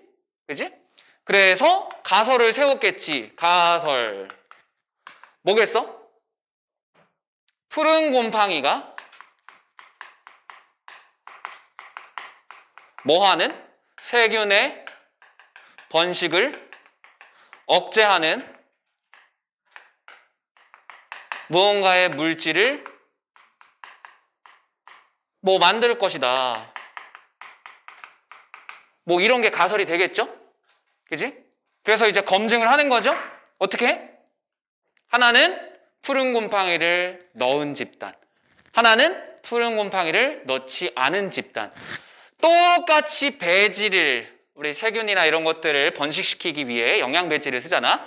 똑같이 영양 배지를 이렇게 만들어놔. 여기에 들어있는 영양분의 농도라든가, 두께라든가, 이런 것들 전부 다 어떻게 하고, 동일하게 만들어버리고, 그 다음에 여기에다가는 푸른 곰팡이를 이렇게 발라놓는 거죠. 이제 여기에다가는 아무런 처리를 하지 않는 거야. 그 다음에 이제 비교를 했더니 여기는 어때? 세균이 번식하지 않았고 여기는 세균이 번식했고 그로부터 발견된 결론 뭐다? 푸른 곰팡이에서는 세균의 번식을 억제하는 어떤 물질이 만들어져서 나온다. 그래서 뭐한다? 항생제로 쓸 수 있다. 그래서 여기로부터 추출해가지고 페니실린이라는 걸 얻어내는 거죠. 그죠? 자, 이런 것도 연역적인 탐구 방법으로 나온 결과다라고 보시면 되겠죠? 자, 그래서 이렇게 정리를 하면은 생명과학의 탐구 방법 두 가지 다 정리가 됐습니다. 또 정리하고 뒤로 넘어가 보면, 자, 생명과학의 탐구 방법. 자, 생물이 나타나는 여러 가지 생명현상을 연구하고 연구 성과를 인류 복지 향상에 이용한 학문이다. 생명과학이 되겠고요. 다른 학문 분야와 연계되지 않는다라고 했는데 연계되죠. 뭐 화학과 연계하여 생화학 뭐 이런 식으로. 자, 관찰 자료를 종합 분석하여 일반적인 원리나 법칙을 이끌어내는 것은 귀납적 탐구 방법이고, 연역적 탐구 방법에서는 가설을 세우고 실험이나 관측을 통해 이를 검증하고, 탐구 수행 시 대조 실험을 해야 실험의 타당성, 결과의 타당성을 높일 수 있다. 뭘 설정해야 돼? 대조군을 설정해야 되죠. 그죠? 대조군을 설정해서 타당성을 높여준다. 왜? 비교를 하지 않으면 이게 정말 얘 때문인 건지 알 수가 없잖아. 그죠? 자, 그 다음에 세포에서 개체 수준까지만 연구한다? 아니죠. 개체를 넘어서 지구 전체. 다른 영역의 학문과 통합되어 발달하는 거 맞고요. 생명현상을 탐구하여 인류 복지에 응용한다? 맞죠? 그럼 대표적으로 다른 영역의 학문과 통합되어 발달한다의 예시는 또 뭐가 있을까? 중학교 때나 초등학교 때 세포 관찰하는 거 하지? 그치? 뭐 고정, 해리, 염색하고 뭐 해가지고, 그치? 이런 판에다가 하잖아. 되게 징그럽게 입안에 상피세포 막 이쑤시개로 뜯어버려가지고 막 하고, 맞지? 안 했니? 하지 않았어? 이쑤시개나 면봉 같은 경우로 입 안에 볼살 막 뜯어가지고 막 실험하고 했잖아. 그래서 누가 뜯을래? 막 이러면서 막 되게 징그럽게 실험했잖아. 안 했어? 그거 하고 양파세포도 보고 막 이러지 않았어? 그치? 응. 그렇게 봤을 때 어때? 세포가 크게 잘 보여? 안 보이죠? 그치? 근데 그거를 물리학과 연계시켜서 뭐 전자현미경으로 보면 배율이 100만에서 200만 배까지 되는 전자현미경으로 보면 세포 내 소기관 자체도 보인다라는 거야. 세포 안에 들어있는 미토콘드리아의 모습도 보이고요. 엽록체의 모습도 보인다라는 거야. 자, 이런 식으로 다른 학문이랑 통합적으로 보고 더 점진적으로 나갈 수 있다라는 거지. 그죠? 전자현미경, 전자의 이중성으로 볼 수 있는 겁니다. 네, 물리에서 배울 거예요. 제일 마지막 파트 3단원에서. 자, 7번. 모든 생물은 세포로 이루어져 있다는 결론을 도출하는 데는 주로 무엇으로? 세포설이잖아. 세포설은 뭐였어? 귀납적인 탐구 방법이 이용되었다. 자연현상을 관찰하여 인식한 문제를 실험을 통해 검증하는 것은 연역적 탐구 방법이죠. 귀납적 탐구 방법은 연역적 탐구 방법과는 다르게 의문에 대한 잠정적인 답인 가설을 설정하지 않는다. 자, 탐구 과정을 순서대로 하면은 첫 번째, 관찰해서, 그지? 근데 뭐가 보여? 문제가 보여. 문제를 인식했어. 그럼 이제 어떻게 해야 돼? 가설을 설정해야지. 가설을 설정하고 나면 이제 뭐 해야 돼? 탐구를 설계하고 수행을 하겠죠? 수행하고 설계하지는 않겠지? 그러니까 봐 이렇게 되고, 그 다음에 탐구의 결과가 나오겠죠? 결과를 해석하고 그 결과 해석을 토대로 결론을 도출하는 거지. 그래서 순서대로 하면은 맞니? 마바라나 이렇게 되죠? 다가 마바라나. 실험 결과의 타당성을 높이기 위해 조건을 변화시키지 않은 집단. 변화시키지 않은 집단은 뭐죠? 대조군. 그러니까 틀렸고, 의도적으로 변화시키는 변이는 조작 변인, 맞죠? 종속 변이는 실험 결과에 해당하는 거, 맞죠? 이렇게 X, O, O 하시면 되겠고요. 자, 그 다음에 뭐 앞에 있는 거는 뭐 간단하죠? 3번하고 4번을 연속적으로 같이 봅시다. 자, 두 가지 탐구 방법 가가 있고 나가 있습니다. 가는 관찰 및 문제 인식을 하고 탐구 설계 수행을 하고 결과 정리 분석을 해서 한다. A 과정이 뭐가 되겠죠? 가설 설정이 되겠지? 가가 지금 연역적 탐구 방법이니까. 그러면 B는 뭐가 될까요? 결론 도출이 되겠지. 그치? 그 다음에 나는 자연현상을 관찰하고 주제를 선정해서 관찰 방법과 절차를 고안하고 관찰을 수행해서 결과 및 결론 도출. 그러니까 귀납적인 탐구 방법 이렇게 되겠죠? 그래서 3번에 가는 연역적, 나는 귀납적 이렇게 하시면 되고 4번에 A단계에서 문제 해결을 위한 잠정적인 답을 제시한다. 잠정적인 답, 그게 가설이죠? 누구나 생각할 수 있어야 되고 검증이 가능한 거여야 되지. 그치? 검증이 불가능한 것들은 그냥 다 뭐야? 썰로 남아있는 거지. 맞아요? 예를 들면은 우리 생명체가 탄생하게 된 배경 중에서 첫 번째 뭐 있었어? 화학 진화설 이런 거 있었죠? 그죠? 그 다음에 두 번째 심해 열수구설 이런 거 있지? 그 다음 세 번째 외계 유입설. 외계 유입설 이거 검증 가능할까? 검증하기 어렵겠죠? 그러니까 그냥 그대로 썰로 남아있는 거지, 그지? 그나마 제일 유력한 게 뭐예요? 화학 진화설. 이게 되겠죠? 누가 증명해서? 오파린이라는 사람이 가설을 세우고 그 제자인 밀러가 실험적으로 증명했어요. 근데 이제 조금 옛날 지구 환경이랑 다르게 실험을 했기 때문에 옛날 지구 환경이랑 좀 다르게 실험을 했기 때문에 확실하게 화학적인 진화로 태어났다라고 보기는 어렵기 때문에 아직도 썰로 남아있는 거다. 변인 통제, 통제 변이는 B단계에서 이루어져야 한다. 이미 결론은 다 나왔는데? 그죠? 탐구 설계하고 수행할 때 이루어져야 되죠. 다양한 자료에서 규칙성을 발견하고 이로부터 일반적인 원리를 이끌어내는 방법은 귀납적인 방법이니까 가에 대한 설명은 아니죠. 그래서 정답은 1번이 되겠고요. 그 다음에 뒤로 넘어가면은 전부 다 똑같은 내용이에요. 자, 8번, 9번. 핵의 중요성을 알아보기 위한 실험이다.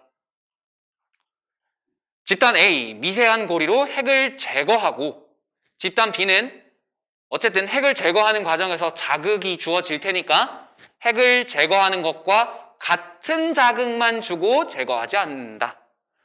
자, 지금 아메바는 핵을 제거하면 죽을 것이다 라는 가설을 세웠으니까 핵의 제거 유무가 조작 변인이 되겠죠? 그럼 통제 변이는 동일한 자극을 준다. 이런 게 되겠지? 집단 A는 아메바가 모두 죽고 집단 B는 아메바가 죽지 않았다. 실험군이 A가 되겠죠? 대조군이 B가 되겠고 그 다음에 9번은 내려가서 핵의 제거 여부는 뭐가 되죠? 조작 변인이 돼야 되지? 미세한 고리의 자극은 통제 변인인 거 맞죠? 그 다음에 이 실험을 통해 얻을 수 있는 결론은 핵은 세포의 생명활동에 매우 중요하다. 그래서 핵이 없어지면 죽는다. 핵이 있어야 산다. 이렇게 되는 거죠. 그래서 정답은 5번 이렇게 되겠죠. 자, 여기는 문제가 그렇게 어렵지는 않네요. 자, 18번하고 19번 여기를 한번 봅시다. 자, 고기에 배즙을 넣으면 왜 연해지는지 문제를 인식한 거야. 왜 연해지는가? 그럼 가설을 세우겠지. 무슨 가설이 가장 타당할까? 거기 있죠? 배즙에는 단백질을 분해하는 효소가 들어있을 것이다. 그지? 이게 가장 적합하죠? 그러면은 이미 문제인식은 했어. 그럼 가설 설정으로 라 단계를 했지. 그러면 그 가설을 이제 확인하기 위한 탐구를 설계하고 수행해야 되죠? 어떻게 할까? 시험관 A에는 배즙과 달걀 인자를 시험관 B에는 증류수와 달걀 인자를 넣은 다음에 일정한 시간이 지난 후 아미노산 검출 반응을 실시하였다. 이게 탐구 설계 및 수행이 되겠지? 그러면 이제 결과가 나오겠네요? 결과는 뭐예요? 시험관 A에서만 아미노산이 검출되었다. 이게 결과가 될 거고 그에 따른 결론 배즙에는 단백질을 분해하는 효소가 들어있다. 라, 다, 나, 가 거꾸로 돼 있네요. 정답은 5번 되죠? 그러면 19번에 실험군은 뭐야? 조작한 변인이 있는 집단이지? 뭐가 되겠니? 배즙을 넣은 집단이 되겠죠? A 집단. 대조군은 그러면 B 집단. 조작 변이는 배즙의 유무가 되겠지? 그죠? 그 다음에 통제 변인이 무엇일까요? 자, 조작된 거 이외의 모든 것들이야. 그러니까 뭐가 되겠어? 온도도 되겠고요. 그지? 그리고 전체 용액의 양 이런 것도 되겠지? 간은 배즙을 넣어줬기 때문에 배즙도 어떻게 보면 용액인 거잖아. 그지? 배즙 용액이 들어간 만큼 증류수를 집어넣어줘서 똑같은 양으로 맞춰야 되는 거예요. 그러니까 뭐 온도가 될 수도 있고 배즙의 양 그리고 뭐 증류수의 양 해가지고 전체 용액의 양 이런 것까지도 통제를 시켜야 된다라는 거죠. 또 뭐 더 넣는다면 뭐야? 실험이 뭐 반응이 진행되는 시간 이런 것도 넣을 수 있겠지? 그지? 그러니까 온도, 양, 시간 등의 여러 가지 요소들이 전부 다 통제 변인으로 작용한다라고 정리를 하시면 되겠죠? 그 다음에 이제 뭐 실전 문제는 6번으로 가봅시다. 자, 건강한 쥐를 20마리씩 집단 A와 B로 나누고 A와 B의 동일한 사료를 같은 양씩 먹이면서 A에는 물을, B에는 1% 소금물을 같은 양씩 추가로 제공한다. 자, 그러면 여기서부터 벌써 보이죠? 통제 변인 첫 번째. 동일한 사료를 같은 양으로, 그 다음에 물과 소금물을 같은 양씩 추가한다. 그러니까 뭐예요? 사료양과 용액의 양이 똑같이 통제된 거지. 조작 변이는 뭘까요? 물과 소금물 이렇게 되겠지? 물과 소금물. 일정 기간 동안 A와 B에서의 평균 혈압 변화를 조사한 결과가 다와 같았다. 그림과 같았다. B는 혈압이 점점점 증가하고요. A는 그냥 일정하게 유지가 되는 듯 마는 듯 뭐 움직이죠. 자, 평균 혈압 변화는 혈압의 변화는 독립변인이다 했는데 혈압의 변화는 실험 결과로 나온 거지. 이런 실험 결과를 뭐라 그래요? 종속변인이라 그러죠. 종속변인. 그러니까 기억번 틀렸고 니은번에 A와 B의 G는 성별이 달라야 된다. 자, 성별에 따라서도 어떻게 반응이 일어날지 달라질 수 있기 때문에 성별까지도 통제를 해야 되겠죠. 그래서 통제 변인이 되어야 됩니다. 성별은 같아야 돼. G는 소금을 먹으면 평균 혈압이 상승할 것이다는 가설에 해당할 수 있다. 그러니까 소금을 먹인 애와 소금을 먹이지 않은 애 이렇게 나뉘는 거죠. 그러면 가설을 소금을 먹으면 평균 혈압이 상승할 것이다 라고 했다면 실험군 집단은 A가 돼야 돼? B가 돼야 돼? B가 돼야 되죠. 실험군 집단은 소금을 먹인 B 집단이 돼야 되고 가설이 D국과 같다면 그죠? B 집단이 실험군, A 집단이 대조군 이렇게 되어야 된다. 그런 것들까지도 정리를 해놓으시면 좋겠죠. 자, 8번도 마찬가지야. 어떤 과학자가 세균 X가 폐렴을 일으키는가를 알아본대. 자, 폐렴을 일으키는가 문제를 인식한 거지. 그래서 가설을 세운 게 X가 폐렴을 일으킬 것이다 라고 세운 거겠죠. 여기까지. 그러면 폐렴에 걸린 생쥐에서 세균 X를 분리하여 배양하고 배양한 세균 X를 건강한 생쥐에 접종을 하고 세균 X를 접종한 생쥐에서 폐렴 증상을 확인했다라고 했는데 지금 이거는 실험을 했는데 뭘 안 했어? 대조군을 설정하지 않았죠? 그지? 뭐 해야 돼? 한 집단은 뭐 하고?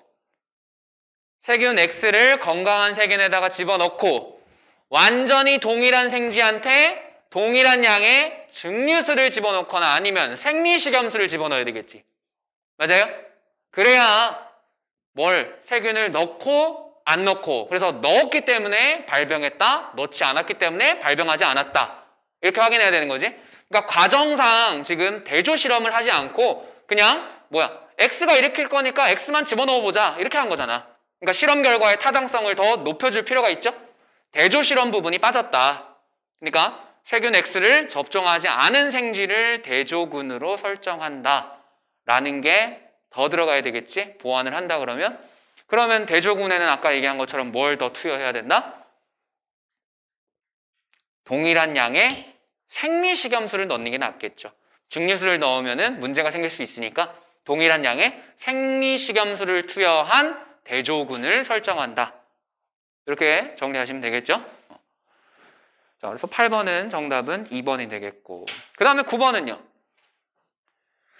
구달이라는 사람은 오랜 시간 동안 침팬지의 행동을 특성을 관찰하고 관찰된 여러 특성을 종합한 결과 침팬지는 도구를 사용한다는 결론을 내렸다. 정말 별거 아니지. 그지? 그냥 보고 이랬대. 그래서 침팬지는 도구를 사용한다. 그럼 이거 뭐예요? 귀납적인 방법이고. 레디는 두 개의 병에 고기 조각을 넣은 후 하나는 입구를 막지 않고 하나는 천으로 입구를 막았다. 며칠 후 입구를 막지 않은 병의 고기 조각에만 구더기가 생긴 것을 관찰하고 이 구더기는 파리로부터 발생한 것이라는 결론을 내렸다. 이건 어떻게 될까요? 연역적 탐구 방법이 되나요? 그죠? 하나는 뭐야? 주둥이를 열고 하나는 천으로 막고.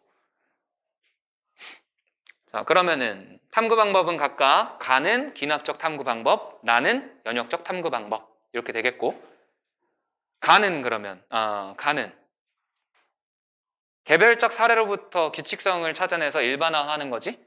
근데 나는 가설을 설정해서 그 가설을 검증하는 실험이 있죠. 그지? 그래서 차이점이라고 하면은 뭐야? 가설을 설정하고 검증하는 과정이 없고 있다. 이렇게 보면 되겠지. 귀납적인 과정은 뭐야? 가설을 보는 게 아니라 그냥 실험은 하긴 하지. 그지? 관찰 실험은 하긴 하잖아. 관찰 실험은 하는데 가설을 검증하거나 하는 것도 없고 가설이라는 것도 없잖아.